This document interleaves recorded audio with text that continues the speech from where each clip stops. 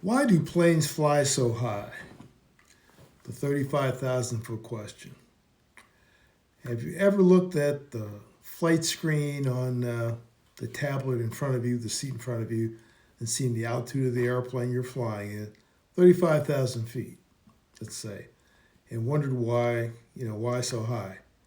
Because that's nearly 7 miles up.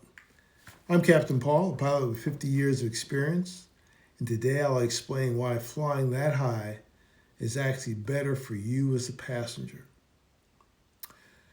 There are several reasons we cruise at high altitudes, and each one improves efficiency and safety and comfort.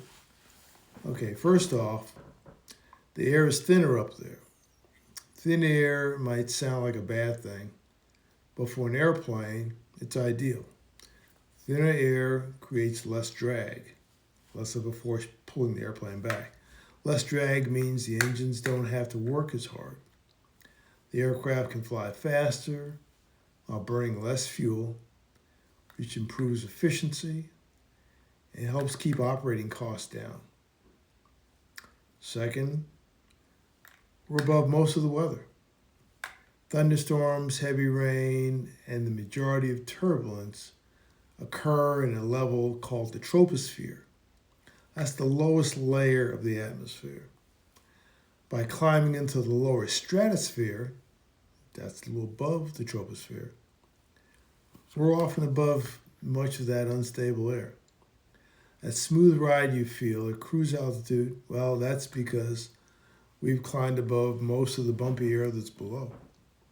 Third factor, high altitude gives us options. At 35,000 feet, if something unexpected happens, and it rarely does, we have time and distance to respond appropriately.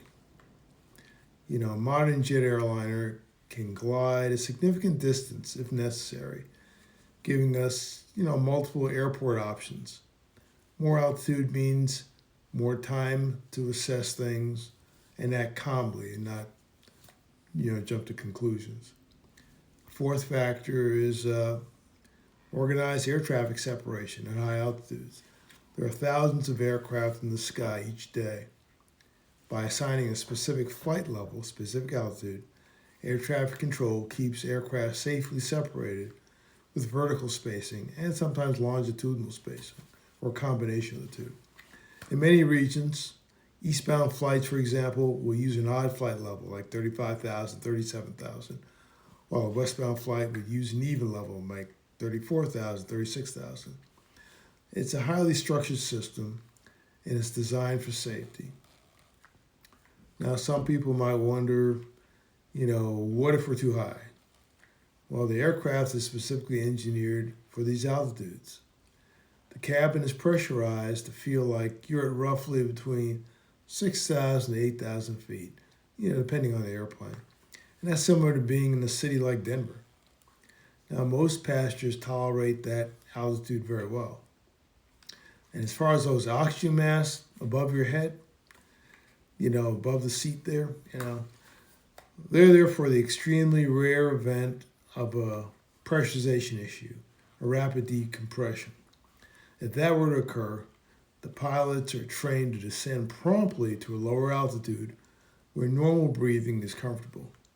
We practice that every once in a while in the simulator to be sharp should something like that happen. In my 50 years of flying, including long international routes, cruise altitudes have consistently been the calmest. Most routine phase of flight, really. Sometimes you get some turbulence, sometimes it lasts for a while, but generally it's pretty smooth. So when you see that altitude climb past 30,000 feet, that's really kind of a cue to settle in. You've reached one of the most stable parts of your journey. Anyway, I hope this little brief explanation eases your mind a bit. I've linked a free Nervous Flyer's guide below in the description. And if takeoff is something that concerns you, also be sure to get my audio guide. It's also linked below. And it walks you through every sight and sound and sensation during takeoff. What other questions do you have about flying? I'm happy to explain from a pilot's perspective. Safe travels, and I look forward to talking to you again soon.